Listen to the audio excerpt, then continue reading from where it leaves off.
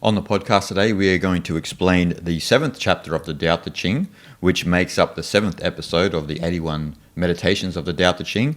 So if you're interested in Taoism, then you are in the right place. And I have to explain that some people actually get confused because they ask me, is the Tao Te Ching related to Taoism? The Tao Te Ching is Taoism, so you are in the right place. So we're going to examine two translations of Chapter 7, Derek Lin's translation, and also Jia Fu Feng and Jane English's translation. And we'll dissect each line and get to the hidden meaning. And so first, I'll read Derek Lin's translation. Heaven and earth are everlasting. The reason heaven and earth can last forever is that they do not exist for themselves. Thus, they can last forever. Therefore, the sages place themselves last but end up in front, are outside of themselves and yet survive. Is it not due to their selflessness? That is how they can achieve their own goals. Yeah, this one is by Jia Fu Feng and Jane English. Yep. Heaven and earth last forever. Why do heaven and earth last forever? They are unborn, so ever living. The wise stay behind and are thus ahead. They are detached, thus at one with all. Through selfless action, they attain fulfillment. Yes. It sounds better coming from your mouth for sure. So let's have a look at this, yeah? First line, we'll dissect this. Heaven and earth are everlasting. And last forever in Jia Fu Feng's. Yeah. And so there's, in the Tao Te Ching, as we know, Lao Tzu, all throughout the Tao Te Ching, is kind of trying to get into our skull that the Tao is eternal. There's this reality outside the scope of the 10,000 things or the dualistic field of consciousness. And so this is kind of like when they mention heaven and earth, we have to, explain this for people. We're not talking about heaven as in the Christian sense. Heaven here meaning everything that's above. So the sky, the clouds, the planets, the galaxies, so forth and so on. And earth is below us. So as above, so below. So for some reason, heaven and earth are everlasting because they are in accord with the Tao. So, and that's why they last, right? And so they don't exist for themselves. They are greater than, they provide much more than themselves, so to speak, which we'll get into further in the chapter. But, we experience this also in our own life, right? Through just things like true love and, we have these experiences in our life that, especially through love, right? Where it kind of feels like it's much greater than our own personal ego.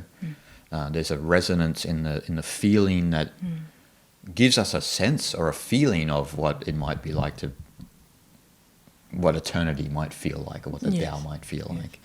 And I guess we can also see this at an elevated perception as well. Heaven and earth last forever, meaning they existed before us and they will continue to exist after us, after our personal lifetime or humanity's lifetime, right? Yes. And heaven and earth are Tao.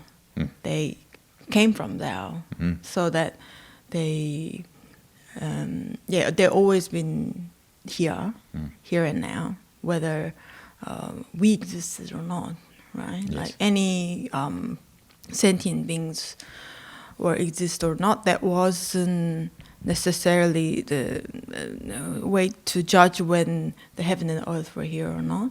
It was always here. It will continue to be here no matter what, right? Yeah, that's a good point. And they will obviously outlast us. I mean, that's pretty much a guarantee.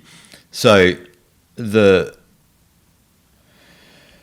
always continue. And the thing is that heaven and earth, and when you speak about that, because heaven and earth in themselves, when we look at the Taoist metaphysics, are related to yin and yang, and they speak about that in other classical texts like the Lao Tzu Ching and other texts.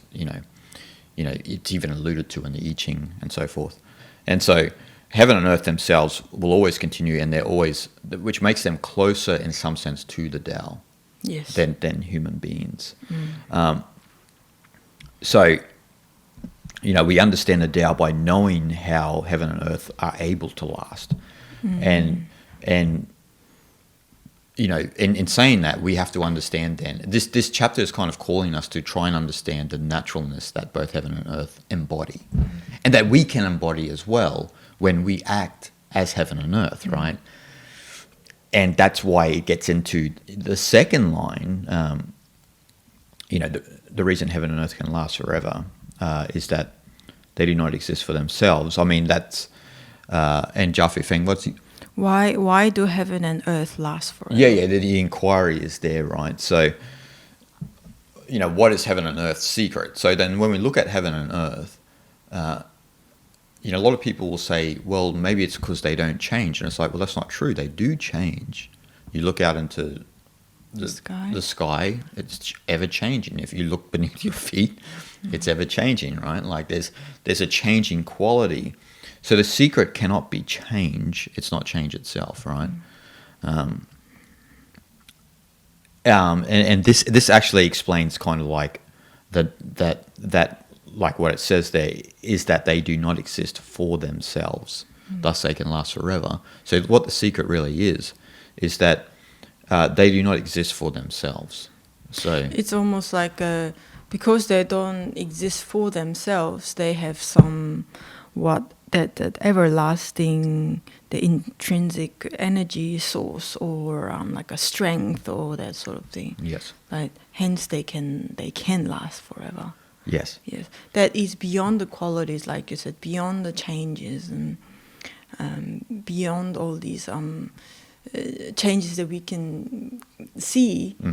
But beyond all that, there is the underlying intrinsic energy within themselves. Yes. They have intrinsic virtue, intrinsic virtue. It's not like, so for us to be in some sense like heaven and earth, we have to look at the river analogy where the river of the Tao is moving, and we are either holding onto the banks of the river in fear of being swept away, or we're fighting the current in fear of not accepting the way that life is. Yes. But then once you let go of either the banks or fighting the current and just move as one with the river, then the river's power becomes your power. That's what Da is. That's virtue. And similarly, that's how heaven and earth are, right? Heaven and earth are not fighting anything. They are corresponding to the course of nature. And because they are corresponding to the course of nature, things are harmonious. Again, in doing that, there is not much of a effort needed. No. Right? You just heaven and earth purely exist, or on their own, without any effortlessly. Yes. Because that is their nature. Yes. Right. That's why they can last forever, and they can stay where they are. And the argument, Lao Tzu's argument, is that's our nature too. But obviously socialization and our nature being warped from birth through socialization, conditioning eclipses this nature that we all have. And that's why a lot of people actually oppose this Taoist idea.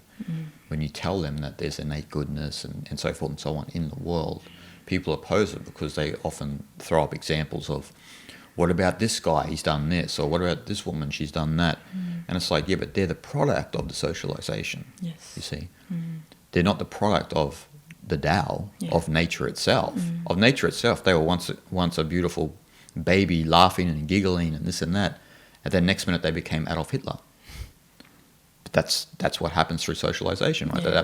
That's what happens when your nature is warped. You're not no one's ever born intrinsically evil. When have you ever seen a baby like looking at you like this and like sinister, with a sinister look? Doesn't happen. Never happen ever. So, and that's the idea, is that humans themselves, as Lao Tzu explains, are like heaven and earth, but we go through a socialization process. And in his time it was Confucianism. And in our time it's much more complex. There's a vast array of education and political ideologies and social ideologies that are all vying for our attention and warping our nature. It's almost that the process of going through conditioning and socialization and things like that is the clear evidence that how much we are fighting to be against the way of nature, Yes. way of Tao, right? We are striving so hard not to be our own nature. Mm-hmm. That's the stage that we're at, I think. Yeah. That's why people suffer from anxiety and stress, and people suffer from a lot of these problems, Yeah. right? Yeah. Because socialization teaches you that you ought to be someone and you ought to be successful according to the social values. So what is accepted by the society itself. And Lao Tzu would scoff at that, obviously, because there is no, like, you can never be validated by a society or accepted by a society. These are all phantoms. They're all illusions, because you are intrinsically belong to the Tao. And so instead of burning yourself out through the chase and the hunt of striving, it's okay to put the foot on the brake and chill and know that you are fundamentally taken care of by the Tao. 100%. Yeah, that's what we're supposed to do. It's not just okay. Yes, for psychological stabilization, yes, it's okay, but that's what we're supposed to be doing. Yeah. Really. Well, the Tao Te Ching states, the Tao loves and nourishes all, but does not lord it over them. We are in the womb or the bosom of the Tao, so to speak, and it's only when we fight that nature that's when all the problems happen. And so, as you were alluding to, we are in this constant process of swimming against the Tao, and we're starting to drown constantly, not even at an individualistic level, but even at a societal level. That's right. We see social unrest, we see social breakdown all over the world, and constantly too. It's not like it's a recent phenomenon. It's always been that way. It's now, not recently. It almost seems like we are at the stage where, like, national level, people are lost. Yeah. I think. Yeah. Social level, yes, of course. So collectively, kind of, we're losing our minds, basically. Yeah. Making wrong decisions and which is disadvantaging the most majority of population and whatnot. Yeah, it's a global panic attack, is what it is, and I speak about that in Fasten in Mind. But anyway, so let's move on there. So as we were saying, that the heaven and earth last forever because they don't exist for themselves. Jiafu Feng translates also that as they are also the unborn. So. So heaven and earth, they don't have like human-like emotions or motivations, and that's what makes them last forever, right? Because they're not, they don't have a perimeter of or a conditioning that things are like this or like that. They exist for something greater. Yes. And the idea of one of the ideas of this chapter is the sage exists for the benefit of humanity. Yes. And we too can exist for something much greater than our own life. Yes. Yeah. So heaven and earth, they are unborn, so ever living. Ever living. Yeah. That's the thing. Yeah. Because they're in harmony with the Tao. And so we can feel that resonance in our life too, and have that feeling in our own life if we accord with the Tao. Yeah. Sure. Our psychological and physical body are going to break down eventually and die, but that's not the idea here. The idea here is that of feeling that eternity that eternal essence of the Tao while you're alive. Kind of like the Jivan Mukta in Vedanta. It's again, we easily get drawn into a little external problems right nowadays, and the more we focus on those little problems in our lives, farther you're gonna get away from what Tao could teach us, right? Yes. Somehow we need to step back and get to our own, like a center of our own self, and having that perception, isn't it? Like you mentioned before, like the heaven and earth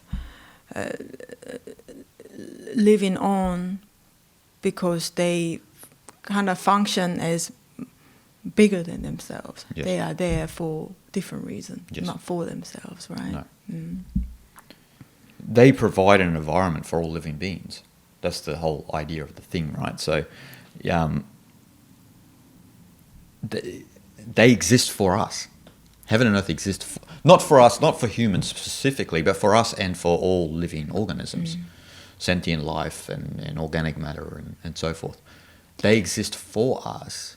They exist from following their own path, which is Tao, so that heaven and earth contain all things, basically. Yes. So that heaven and earth exist for us, for rest of the world, Yes. humanity, and the material nature and Exactly. whatnot. Yeah.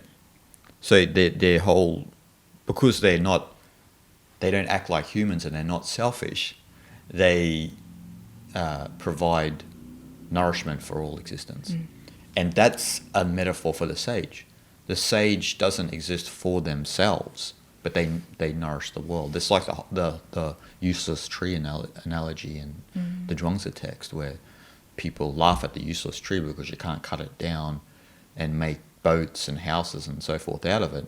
But where does everyone go with their horses, and that when there's rain or they need shade, it offers protection for all and doesn't discern or discriminate to who it provides protection. Likewise, heaven and earth, they don't discriminate between religion, race, gender, nation, whatever. It provides nourishment for all and doesn't have a sense of duality. And that's another takeaway with this chapter, because the sage also doesn't have that discrimination, because their mind is transfixed in the Tao and absorbed in the Tao. And so they don't see the duality that you and I and everyone listening sees. It's kind of very sad that how, like, others and me, like me and others and other people, someone else, person next to you, this kind of idea became so concrete at such a young age for all of us, right? So that instantly there is a separate way of thinking, like a separate way of thinking. You discern between this or that, me and others, me and the other person, this kind of thing. So that instantly you have an idea of what's mine and what's yours, which grows to like becoming selfish and kind of being greedy and somewhat you just out for yourself and not consider about others and things like that, right? And that such behavior became so concrete, I think, nowadays, so that having mind of useless tree, for example, having the mind of a sage, it seems so far away. Again, but it's just the matter of elevating the perception as well as working on your own psyche, really, what's really going on inside you, right? Like at times it's good to step back and not to worry too much about your possession or your own desire and whatnot. And not asking for recognition, right? Useless tree don't ask for recognition. When people do bring their horses and donkeys and cows and to, get fresh air under a shade or whatnot, and the tree don't ask for it doesn't ask for donation. Any donation or appreciation, right? It's just there. It's just there, yeah. And that story that individualistic story we continue to tell ourselves because of the training through socialization is just getting more complicated now through social media and on the online world, right, where you ought to have a story and you ought to continue to define yourself and this and that, which is very well. It's anti-spiritual, but it's what kind of Lao Tzu and Zhuangzi were really were pinpointing on that problem that can happen within society when individuals lean into selfishness and a constant over-analysis of their own life and overthinking about themselves, and that's what we do really badly now, right? We're constantly thinking about ourselves all the time, and that in itself becomes an anxiety. Why heaven and earth are free is because they live for someone else. They live for the survival of all other beings, and so there's no inherent anxiety, there's no inherent stress, because they live for others. Yeah, that's a really good point. I think really growing habit in most of us is overthinking. I think the overthinking tendency was always there, but nowadays it became worse, I think. Yes. Yeah, so we overly think about ourselves, and that can only bring more duality, I think, between your true self and present moment. Because there is a split between your present moment and who you really are, right? Because you overthink about yourself, that yourself is an object, right?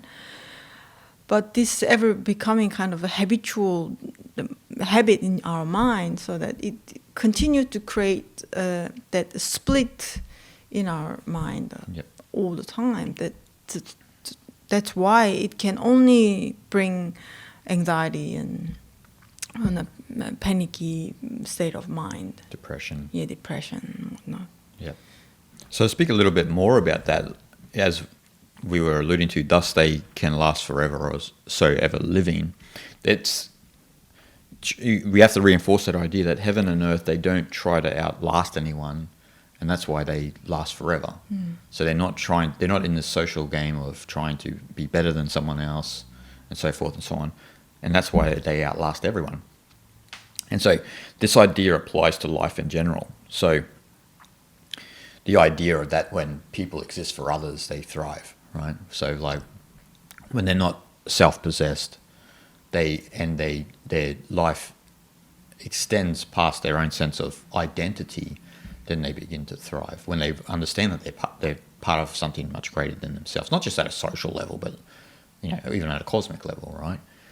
And so people, who live for others often thrive, and they often are happier than those who are possessed by themselves. It's very rare to see someone who's very self-possessed and, like, say in Wall Street or something like this, they're highly possessed about being successful and making lots of money. It's very rare to see them very happy. I mean, really happy, like with fulfillment or contentment. Yeah, that's, I think it's really almost like a lost value in the world, because still back in the 70s and 80s, still those people existed who were truly happy, just living their life for others, like or any artist or religious person, or they existed. They did the work for others because that's what they made them happy, and as well as that's what they found it so important work to be done. Whereas nowadays, like you said, it's much more individualistic, so that they are like literally out for themselves. Yes. So that they fatten their bank account, and they want it to be known in public, online, and so literally they are they're marketing themselves, they're advertising themselves. So it's definitely losing a lost value in the world. Yeah. And there's nothing wrong with making money and making a living, obviously, but the problem that Lao Tzu would have is the being possessed by the sense of I, and that's become a massive problem in the world today. So we're possessed by this sense of I that we have, And then we start to use that as a brand and as a commodity and so forth and so on, to make money and this and that. And a lot of times that I is an illusion. It's a self-image of who you think that you ought to be, but you're actually not. And we've spoken about that many times on the podcast. So we come to, and also just in relation to that line, like when we say lead people here, we're not really talking about, because like when you do live for others, you become a leader from behind, so to speak. It's not that you are not in the realm of business and this and that. It can be translated to that, but in the Tao Te Ching, it's more so how the sage leads people spiritually by not, being selfish and telling other people how to live and what they should do and this and that. Even though Taoism does critique Confucianism, it's not saying that, it's not setting up another alternative system saying you should do this. It's just saying, like, isn't that funny that nature does this, but you guys are doing this? Like, it's kind of weird, right? Like, you are nature, but you're acting in this manner. Sage leading in a way from themselves not being the product of society, Yes. right? So Yes. purely leading by being who they truly are, and through their pure presence. Yes. That's how they actually lead, and I think that's real, true sense of leadership. I think. And that's the whole idea, like in the same way with the useless tree, of how they serve humanity, not with any prejudice, or they just there. They're sages on the mountaintop. They're there, and you can go and seek their wisdom anytime you want. But they're, as Richard Wilhelm said once, that even though they're up on the mountaintop and you think they're doing nothing, they're creating incomparable human values for the future from doing that work, instead of being down in society and bashing your skulls together trying to achieve or get over the top of other people. Their existence, their presence itself is tremendous, gives tremendous meaning to the world. Yes, definitely. And so we move on there, and so we have, therefore the sages place themselves last but end up in front. And here it says, the wise stay behind and are thus ahead. Yes. So that kind of, again, correlates to what we were just saying.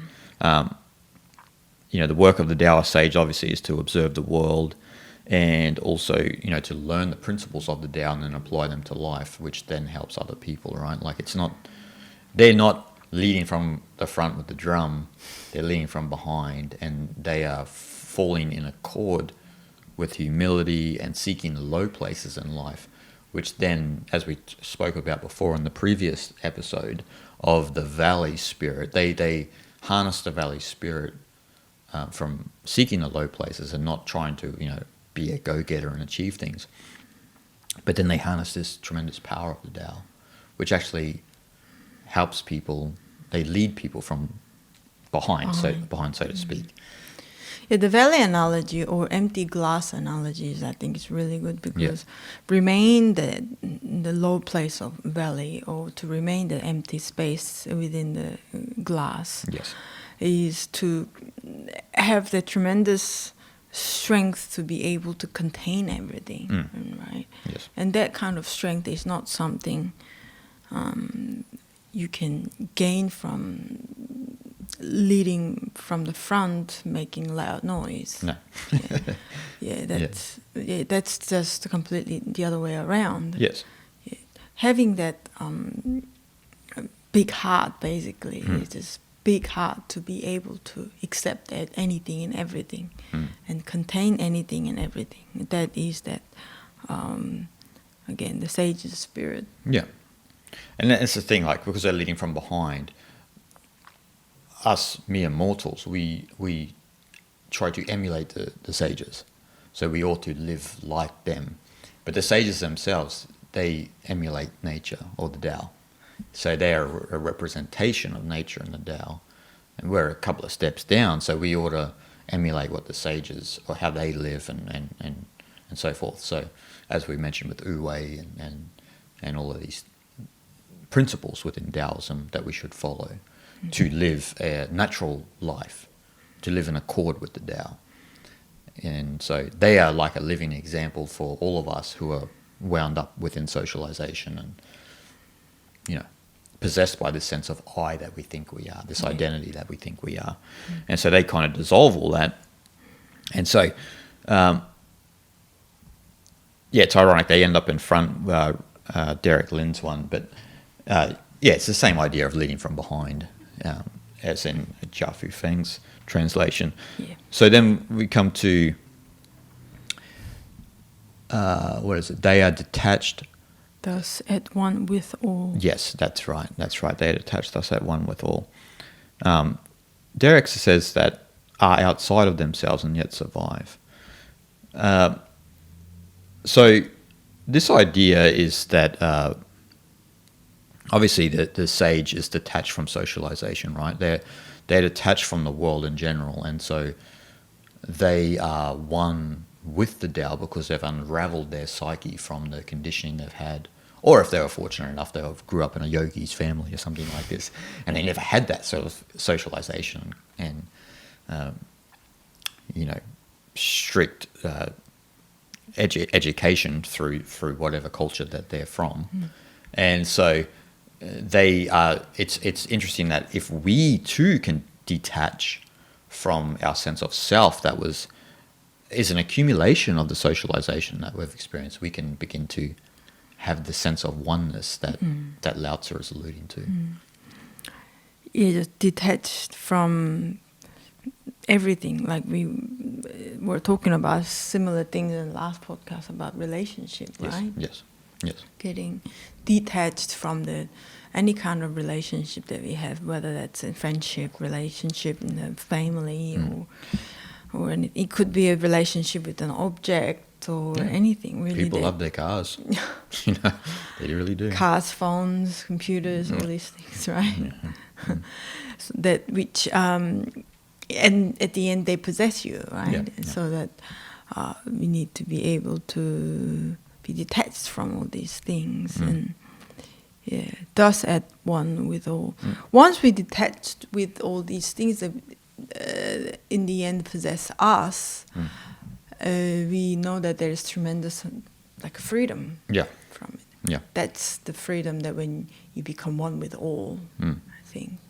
That when you feel completely free, you don't have a feeling of belonging to something or to someone. Yeah.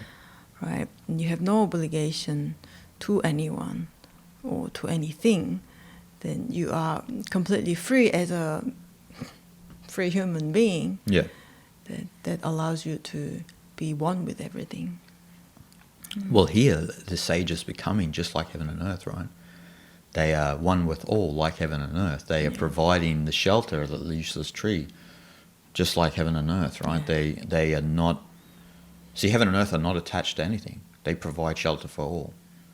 Like you said, like if you're attached to a car, you already have an idea that your car is better than someone else's car, and I mean, all sorts of schisms are created because of this, right?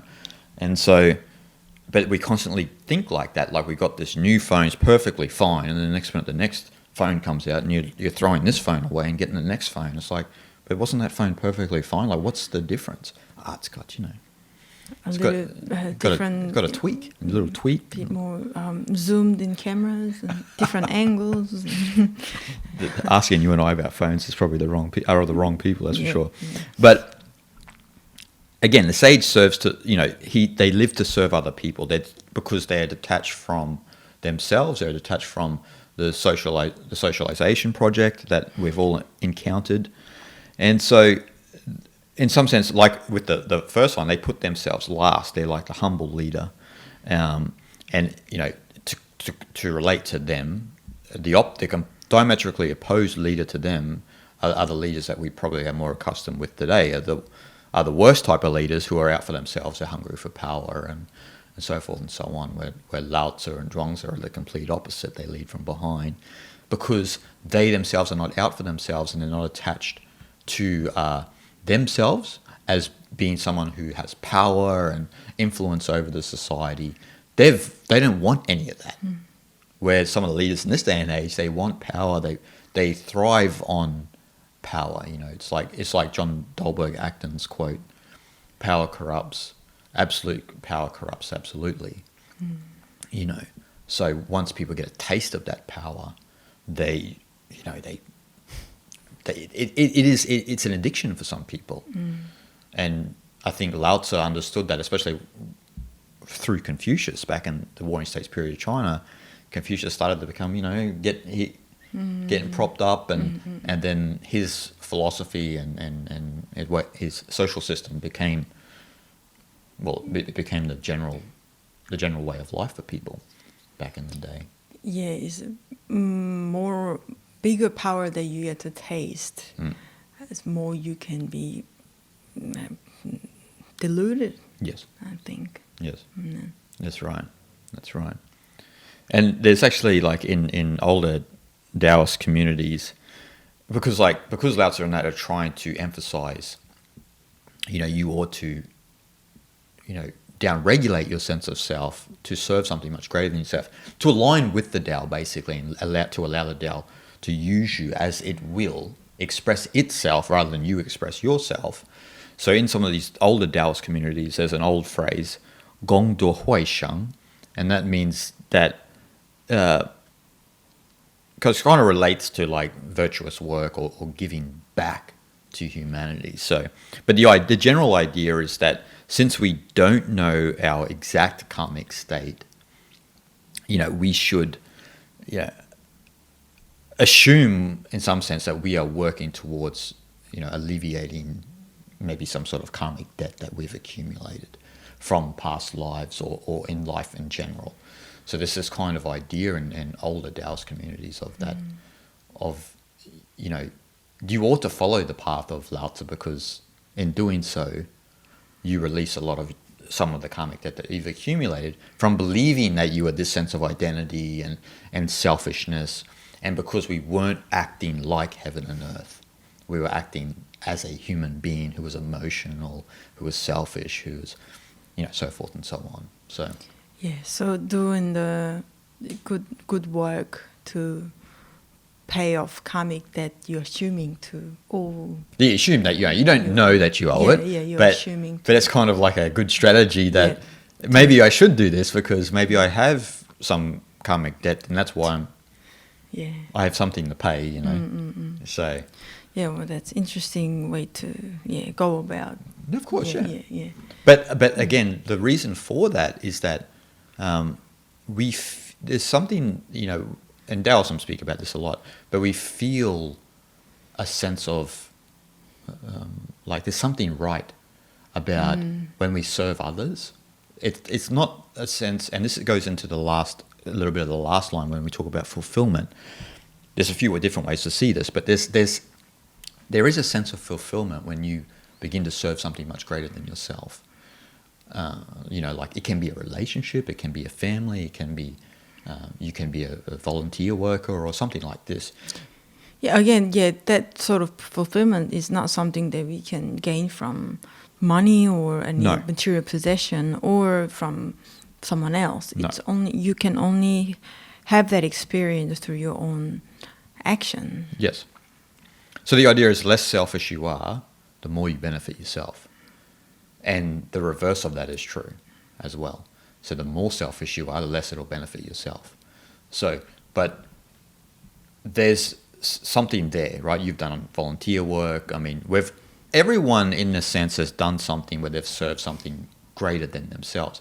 And then it's often those experiences that we actually reflect upon and give us great memories, right? Where we had an experience where we shared a space with someone and you gave them something or something like this, and it gave you a deeper feeling of maybe belonging, of being at one with the Tao, as opposed to just being selfish and being all about yourself, and you don't have that experience that sort of reverberates through the universe, so to speak.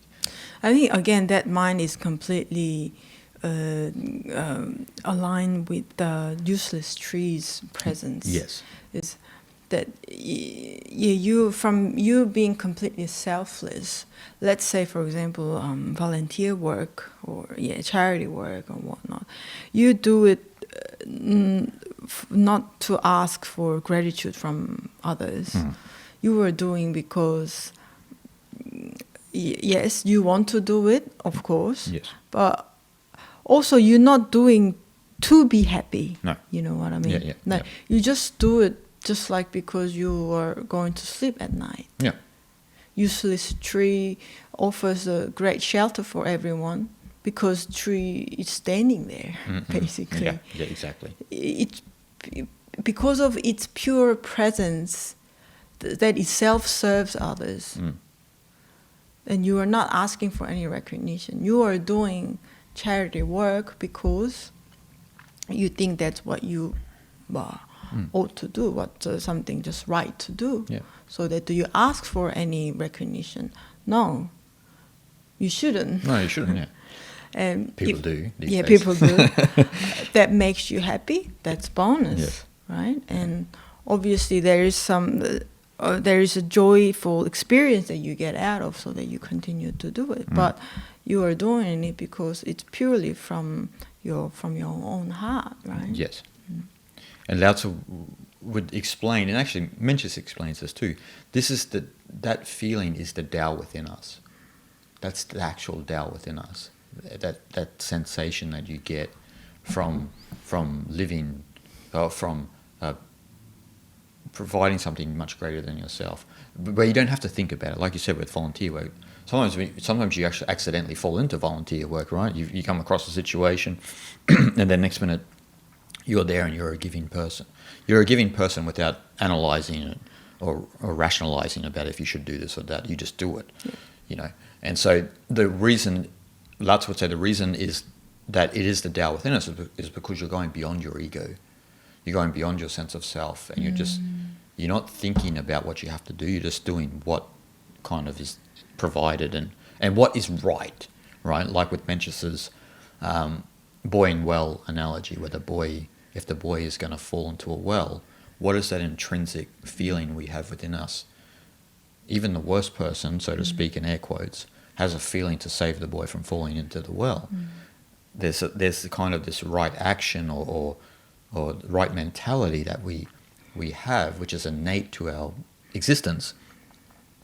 And Lao Tzu would say that is the Tao within us. It's just that's the right course of action. That's that's naturalness in its purest expression, doing the right thing. So I guess another example we can take is that, as we were talking about before the podcast, about this individual spending his own money, large amount of money, to help people in Phuket in Thailand, for example, right? Like $1.5 million or something, just out of his own pocket, just to help people, just surviving day to day, right? Yes. And who is out there to just bring your $1.5 million from your own bank account to help others who never who you don't really know, right? That's I think intrinsic reaction that you get from when you see boy fall in the well. Yeah. Like, so that's to say that heart is coming from completely beyond your ego, beyond. So you don't care, like you go broke and what, you don't care about your situation. You're just doing what you can for others because that's right thing to be doing. And that gentleman in Phuket he's never asked for any recognition, didn't ever want to say it got out somehow about how much money he's actually spent and so forth and so on, right? Like, and he knows intrinsically that the well-being of the community is the well-being of all, is well-being of himself as well. And so it's a really great story, you know, like he put others first, leading from behind, without asking for any, you know, recognition. Even he himself didn't mention it. Someone else mentioned his situation and of what he had done, right? Yes, exactly. So that's quite a important quality and value that we can all learn from. Well, that's a sagely quality, right? The idea of the Tao Te Ching is the sage is leading from behind and the sage is up on the mountain. It's like the useless tree. It's like the gentleman in Phuket who are doing just what is the natural course of action, is following nature in its immediacy, right? And so they're acting appropriately to each and every situation. And so that's what leads to ultimate fulfillment, which is the last line, right? Like, so the last line says, through selfless action, they attain fulfillment. Yeah, so these are everything that we've been speaking about, right? Yeah. Like Derek Lin says, is it not due to their selflessness? That is how they can achieve their own goals. And so the idea here, especially with the Tao Te Ching, is that the sage is selflessly living their life. They're not going out trying to attain, riches and trying to influence people. They have fallen in line with Wu Wei and are content with who they truly are. And that's what actually leads to ultimate fulfillment, because you're not chasing, again, as we spoke about before the podcast, when you're constantly chasing things, desires, you never ever end up with this ultimate state of fulfillment. You get temporary fulfillment, like, oh, I achieved this. And so you feel good 1 day, 2 days, a week at a stretch. Doesn't last. But what the sage is saying in the Tao Te Ching is that once we let go of the desires and we just fall in line with and follow the way of nature, as heaven and earth do, then we attain fulfillment. Or as Lao Tzu would say, the contentment of contentment. Without the chase and the hunt and this and that. And then, only then, Lao Tzu would say we could actually serve others. It's like the idea of nishkarma karma in the Bhagavad Gita, of not being attached to the fruits of your own actions, as Krishna explains to Arjuna. So only then can we actually benefit humanity. And the Tao Te Ching is always using the sage as the representation of that.